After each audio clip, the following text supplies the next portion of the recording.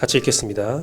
여호와께서 모세에게 말씀하여 이르시되 누구든지 여호와께 신실하지 못하여 범죄하되 곧 이웃이 맡긴 물건이나 전당물을 속이거나 도둑질하거나 착취하고도 사실을 부인하거나 남의 이런 물건을 줍고도 사실을 부인하여 거짓 맹세하는 등 사람이 이 모든 일 중에 하나라도 행하여 범죄하면 이는 죄를 범하였고 죄가 있는 자니 그 훔친 것이나 착취한 것이나 맡은 것이나 잃은 물건을 주운 것이나 그 거짓 맹세한 모든 물건을 돌려보내되 곧 그 본래 물건의 5분의 1을 더하여 돌려보낼 것이니 그 죄가 드러나는 날에 그 임자에게 줄 것이요 그는 또 그 속건 재물을 여호와께 가져갈지니 곧 내가 지정한 가치대로 양떼 중 흠없는 순양을 속건 제물을 위하여 제사장에게로 끌고 갈 것이요 제사장은 여호와 앞에서 그를 위하여 속죄한즉 그는 무슨 허물이든지 사함을 받으리라. 아멘. 오늘은 기독교 물질관이라는 주제를 가지고 함께 말씀을 나누도록 하겠습니다. 오늘 본문의 내용은 하나님께서 다른 이의 물건, 재산에 피해를 입힌 사람에 대한 죄를 묻고 있는 내용입니다. 다른 사람에게 재산에 피해를 입힌 사람은 피해자에게 그 피해를 입힌 재산을 모두 다 보상을 해야 됩니다. 근데 그것으로 끝나는 것이 아니라 보상한 다음에 5분의 1, 약 20%의 재산을 더하여서 피해자에게 보상을 하라고 하나님은 명령을 하십니다. 쉽게 설명하면 5만 원을 피해를 줬으면 5만 원을 돌려주고 1만 원을 더해서 돌려줘야 문제가 해결되는 거죠. 그 이후에 또 그는 하나님께 나아가서 속건 제사를 또 드려야 했어요. 사람과의 관계를 모두 회복한 이후에 하나님과의 관계를 회복할 수 있다는 것들은 지금까지 우리가 새벽 예배를 통하여 레위기 말씀 계속 보면서 나오고 있는 내용인데요. 오늘 속건제에서 다시 한번 말씀을 주장하고 있는 것이지요. 다른 사람의 물건에 대한 피해를 입혔으면 그거에 대한 것을 보상을 하고 20%를 더 보상하고 이제 나와서 하나님과의 관계를 회복해라 라는 거예요. 말씀을 나누면서 저는 유진 피터스 메시지 성경의 초입부를 다시 한번 함께 보기를 원합니다.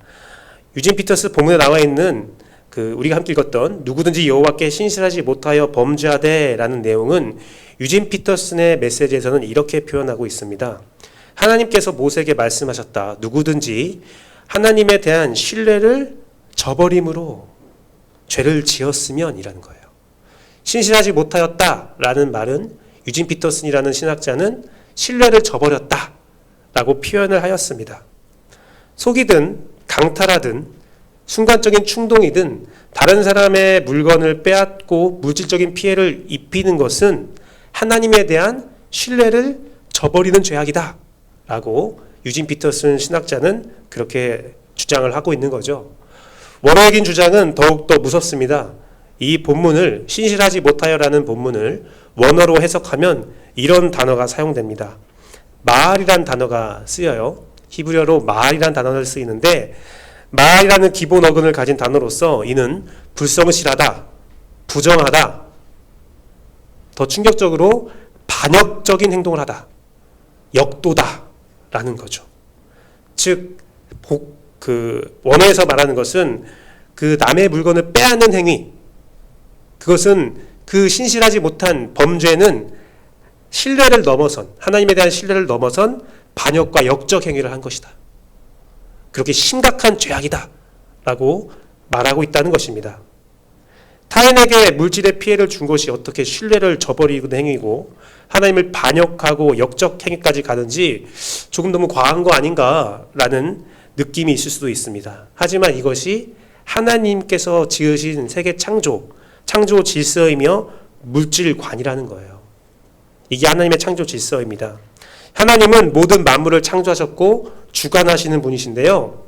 놀라운 것은 인간을 창조하신 이후에 그 주권을 우리에게 임대해 주었다는 사실입니다. 이 천지 만물을 주관하는 그 주권을 하나님은 사람들에게 임대해 주셨어요.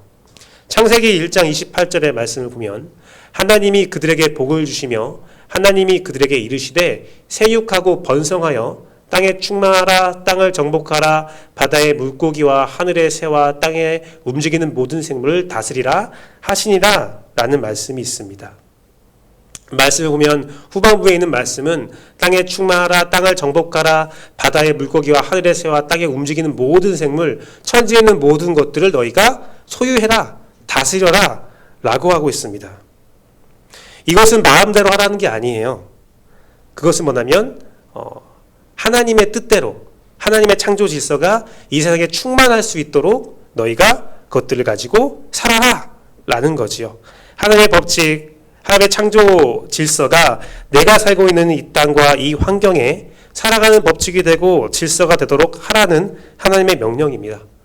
그 하나님의 법칙은 무엇이냐면, 그 만물의 법칙은 무엇이냐면 녹색으로 되어 있는 부분인데요, 세육하고 번성하는 겁니다. 즉 하나님의 창조 질서대로 이 세상 만물을 다스리고, 그 다스림의 목적이 사람들이 세육할 수 있고 번성할 수 있는 행복한 삶을 살 수 있도록 해야 된다는 거예요. 단순히 나만 생육하고 나만 번성하는 것이 아니라 모든 인류가 하나님이 지으신 모든 물질과 만물을 가지고 생육하고 번성할 수 있도록 잘 다스리는 것, 그게 하나님이 주신 물질관이고, 바른 물질관으로, 기독교 물질관으로 사용할 때에 그것이 우리에게 진짜 참된 복으로 허락된다라는 것이 기독교 물질관이라는 겁니다. 함께 살아가고 함께 번성하는 것. 하나님은 이 역사를 위해서 성경 곳곳에 나와 있는 내용이 뭐냐면, 부한 자가 가난한 자를 돕도록 명령을 하십니다. 하나님은 이 땅에 풍족하고 풍요로움을 허락하셨어요. 그래서 하나님은 하나님의 창조 질서대로 그 물질들을 사용하여서 이 세상에 하나님의 질서가 충만하게 하고 모든 사람이 그 질서 안에서 풍요롭게 살기를 원하십니다. 그것을 우리에게 명령하셨습니다. 식량이든 지와 자원이든 우리 모두가 자신의 욕망이 아닌 함께 살아감을 선택하면 이 땅의 모든 자원들은 풍족하다라고 많은 학자들은 말하고 있습니다. 우리가 생각할 때에 이 전 세계에서, 전 지구에서 가장 기근하고 가장 목 사는 나라가 아프리카라고 생각하고 있습니다. 그렇게 알고 있죠. TV를 틀면 광고 때마다 아프리카 사람들의 식량 문제를 이야기하고 기근을 이야기합니다. 거기에 비쩍 마른 땅들을 보여주며 거기서 죽어가는 아이들을 바라보며 이 기근의 문제가 우리의 문제다라는 말을 합니다. 그런데요, 그들이 알려주지 않고 있는 사실이 하나 있는데요, 우리 이 전 지구에서 가장 식량 자원이 많이 나오는 나라가, 가장 식량 자원을 많이 수출하는 나라가 아프리카입니다. 아프리카는 정말 풍요로운 땅이에요. 우리가 먹는 시리얼 있죠. 그리고 가공된 옥수수 제품 있죠. 그 옥수수 제품의 대부분의 자원이 아프리카에서 나옵니다. 프랑스 사람들이 아프리카를 점령할 때에 그 소위 말하는 밭대기 아십니까? 밭대기라고요. 우리나라에도 있는 건데, 이제 처음에 파종을 할 때에 도매상들이 가서 그 농부들과 함께 계약을 합니다. 이 밭에서 나오는 모든 작물은 내 거. 아직 수확이 되지 않았는데 그 밭을 다 사버리는 거예요. 그걸 밭대기라고 하는데, 프랑스가 그걸 하고 있어요. 유럽 국가들이 그렇게 하고 있어요.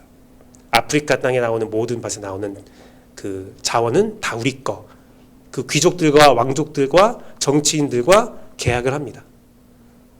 그 내용물을 가지고 아프리카 국민을 먹이면 기근은 해결된다고 해요.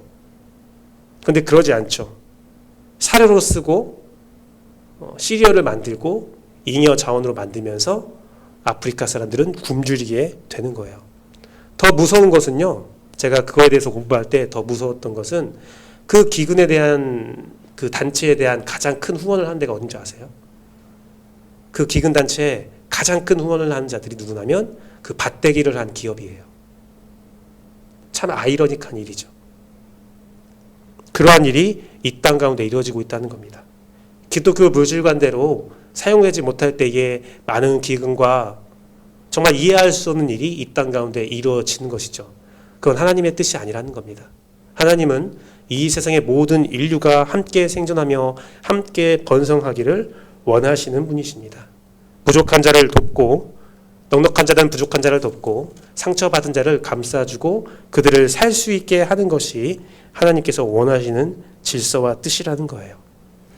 하나님은 그것을 위해서 모든 것들을 준비하셨고 우리를 바쳐주시며 우리에게 모든 쓸 것들을 풍족하게 나누어 주고 있다는 사실을 우리가 기억할 필요가 있습니다. 하지만 이것이 참 쉽지 않아요. 참 쉽지 않아요. 물질을 보면 눈이 돌아간다는 말이 있습니다. 정말 돌아요. 이게 진짜 돌아요. 사람마다 눈이 도는 물질의 양은 다르지만 돌기 시작하면 정말 거침없이 돌아버리는 진짜 무서운 것이에요. 진짜 무서운 것이에요. 정말 이런 비유가 적절할지 모르겠지만 저도 대학교 때 항상 정의와 공의를 부르짖으면서 막 얘기했던 사람이에요. 그런데 기숙사에서 할 때 빨래를 널려고 이렇게 기숙사 옥상에 올라갔단 말이에요. 거기에 지갑 하나가 떨어져 있는 거예요. 그래서 그 지갑을 주워서 돌려주고 싶었어요.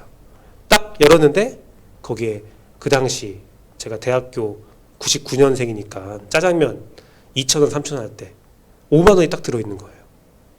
그때 마침 제가 용돈이 딱 떨어져갖고 많은 그 카드들이 들어있고 5만 원권 현금 딱 보자마자 갑작스럽게 나눠주고 싶은 마음, 돌려주고 싶은 마음이 싹 사라지는 거예요. 주위를 먼저 딱 보게 됩니다. 그리고 그 5만 원 쓱 빼서 제 주머니에 넣고 지갑은 다행히 우체통에 넣었어요. 뭐 지갑을 우체통에 놓으면 우체국 사람들이 돌려준다고 하더라고요. 주소로. 그런데요. 그게 아직도 마음에 걸려요. 그 5만 원을 살짝 했던 게 아직도 마음에 걸려요. 돌려줄 수도 없잖아요. 아직도 마음에 걸리면서 물질에 대한 얘기가 되면 하나님 저도 이런 사람입니다. 제 눈이 확 돌아갑니다. 그깟 5만 원에 그냥 내가 양심을 팔았습니다. 그런 느낌이 계속 들어요. 그런데요. 다시 한번 똑같은 기회가 있을 때 제가 그러면 잘할 수 있느냐? 전 자신이 없어요. 액수는 달라지겠죠. 액수는 제가 그 역치의 액수가 달라지겠지만 어느 정도 제가 눈이 돌아버리는 그 액수를 바라보면 저 자신도 감당하지 못할 거라는 생각을 가져요. 그래서 하나님은 오늘 말씀을 통해서 그 물질의 문제에 하나님의 질서와 물질과를 꼭 기억하라고 경고하시는 거예요. 물질에 돌아버리면 그 이상의 보상을 해야 된다는 경고를 하시는 겁니다. 물질의 피해를 입은 사람의 그 마음까지도 하나님께서는 헤아려셔야 된다는 거예요. 그냥 물질을 빼앗으면 그 물질만 돌려주는 게 아니라 그 받은 마음의 상처까지도 너희가 보상해야 된다라는 하나님의 그 마음. 하나님은 물질을 잃어버린 그 고통만 바라보는 것이 아니라 물질을 잃어버렸을 때에 그 사람이 받는 마음의 아픔까지도 내가 그것을 바라보고 있다라는 거예요. 기독교 물질관은 단순한 물질에만 집중하는 것이 아니라 그 물질을 하나님께서 허락하신 그 사람에게도 관심을 기울이는 것이 기독교 물질관이라는 겁니다. 물질의 죄는 단순한 물질에서 끝나는 것이라 그것이 아니라 하나님의 창조 질서와 하나님에 대한 사람의 시선, 그 애통함을 버리는 반역행위라는 거예요. 사람을 상처 입게 하는 반역행위라는 거예요. 기억해 보십시오.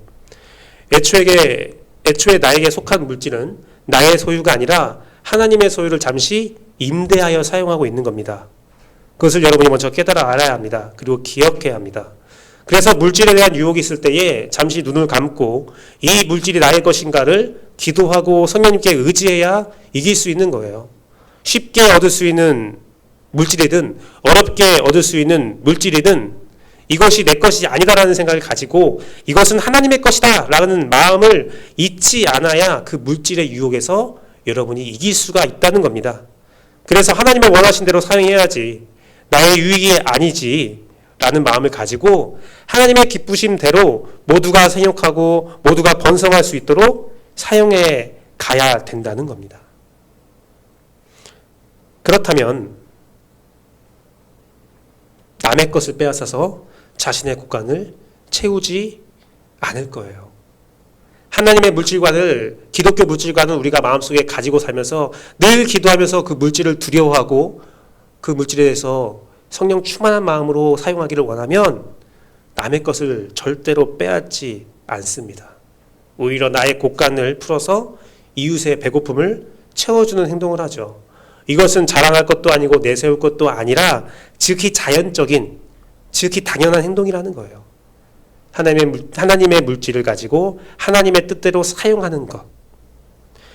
더 심각한 것은 나에게 허락된 물질을 가지고 하나님의 뜻대로 사용하지 못하는 사람은 타인의 물질도 불법적으로 소유하려고 하고 빼앗으려 하고 타인의 물질에 피해를 주고 마음의 상처를 주는데요. 이것은 단순한 노력으로 끝나지 않고요. 타인을 통해서 이웃을 도우려는 하나님의 뜻도 망치는 그 귀한 계획을 사전 봉쇄하는 거대한 악입니다. 선한 사람이 자신의 소유한 물질을 가지고 다른 사람을 도울 수 있는 기회가 있는데 악한 사람이 그 물질을 빼앗음으로 그 기회를 송두리째 거두어 버리는, 나도 하나님의 뜻대로 살지 못하고 이웃도 하나님의 뜻대로 창조 질서대로 살지 못하게 하는 거대한 죄악이라는 겁니다.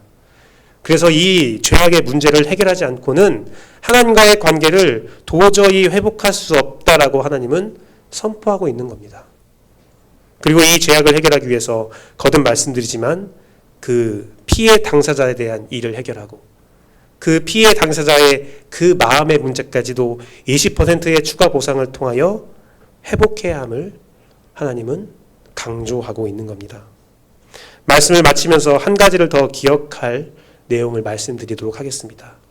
오늘 본문을 보면 죄악의 물질의 양은 기록되지 않았습니다. 작은 물질에 대한 죄악도 같은 죄악의 동일선상에서 보고 있는 겁니다. 물질의 죄는 누가 더 나쁘고 누가 덜 나쁘고가 아닙니다. 저 사람은 20억을 해먹었습니다. 저 사람은 몇 조를 해먹었습니다. 그거나 몇천 원 해먹은 것도 동일한 죄악으로 하나님은 보고 있다는 겁니다. 어쨌든 물질의 주인이 하나님이 아니라 나라는 생각을 가졌을 때에 그 일로 인하여 이루어지는 많은 상처와 고통에 대한 문제는 하나님께서 책임을 묻겠다라고 말씀하고 있는 겁니다. 여러분을 축복합니다. 성령님과 함께 내가 가진 물질의 주인이 되어서 하나님의 뜻대로 하나님의 창조 질서대로 사용함으로 여러분의 인생이 하나님께 축복받는 역사가 있기를 간절히 바라고 또 소망합니다. 사랑하는 성도 여러분, 악은 급속도로 전도되고 확산됩니다. 이 땅의 모습이 그러하지요. 물질을 다스려 하나님의 뜻대로 살아야 하는데 오히려 물질의 노예가 된 자들을 보십시오. 하나님은 모든 것을 갚아주시는 분이기 때문에 그들에게 원금과 이자를 모두 더하여 갚으실 것을 기억하십시오. 이러한 역사를 기억하며 두려움과 경외함을 가지고 물질을 대하고 그 물질이 하나님의 뜻대로 기독교의 물질관에 따라 여러분에게 허락된 물질을 다스릴 수 있는 여러분 되기를 간절히 바라고 또 기도합니다. 함께 기도하시겠습니다.